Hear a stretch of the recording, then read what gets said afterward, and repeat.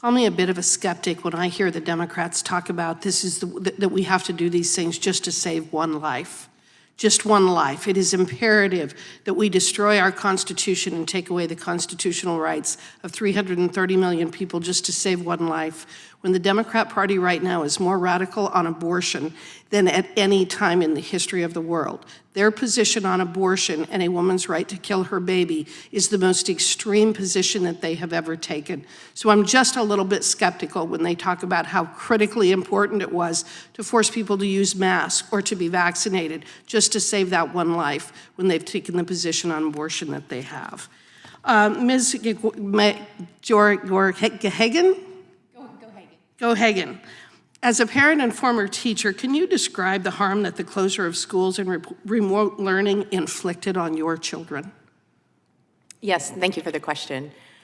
Well, as I said in my oral testimony and went into greater detail in my written testimony, that mostly for my youngest son, because he was a junior when schools closed, and then his entire senior year was virtual.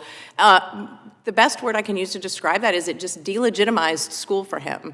And I know it's not just him, it's many of his peers. I've talked to lots of parents. I was involved with parents in my community trying to get schools to reopen, and it's the same thing. And I think you can see that with the chronic absenteeism that we're now dealing with. Yes. Not only did it delegitimize school for the students, but it delegitimized it for the parents as well, because let's be honest, the parents are the ones that need to prompt their children to get to school every day, and they're not seeing the need to do that quite as much. I was just told that I think 60% of the students here, the high school students in DC, are chronically absent, that's a big problem. And a lot of that stems from the policy decisions that were made during COVID.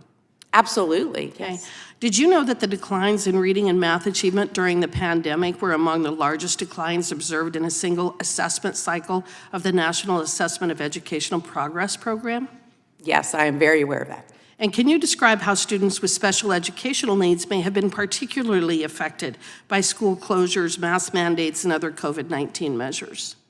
So those stories are particularly heartbreaking because the students with special needs were especially hurt by those policies, and the parents who really depended on the special education teachers who are tremendous at what they do. They were disconnected from them. I actually have a special education degree. It is very challenging to provide special education via a screen. In many cases, it's nearly impossible. Are you aware that studies have shown that wearing a face mask in school has led to an increase in anxiety and depression and a decrease in communication and socialization skills development among our students?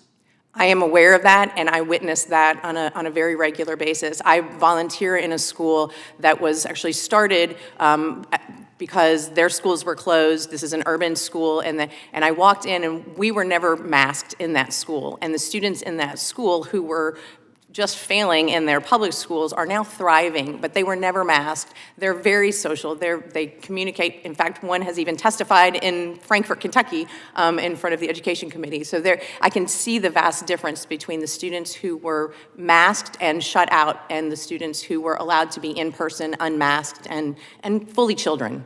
That's an excellent observation to make. And as a civil rights attorney, I think one of the things that was so stunning to me was how readily our elected officials and even our unelected officials were willing to go down the road of absolutely ignoring every aspect of the Bill of Rights by claiming that this was an emergency.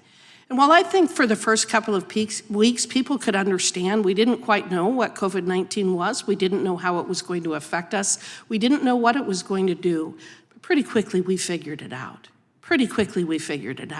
And then at that point, what we figured out and what we learned even more was that there are an awful lot of totalitarians that live among us. and they want to control every aspect of our lives. And we see it in so many areas. We see it with the global warming hysteria. We see it with this pandemic hysteria. We see it with their effort to try to turn over the decision-making authority of the United States to the WHO and the UN. I want to thank all of you for coming here today, being willing to testify, being willing to make sure that the historical record is accurate, because we can't prevent something from this like this from happening in the future unless we're prepared for it. So thank you for being here, thank you for being in the fight, and thank you for working to protect our civil liberties, unlike so many others on the other side who are unwilling to do that.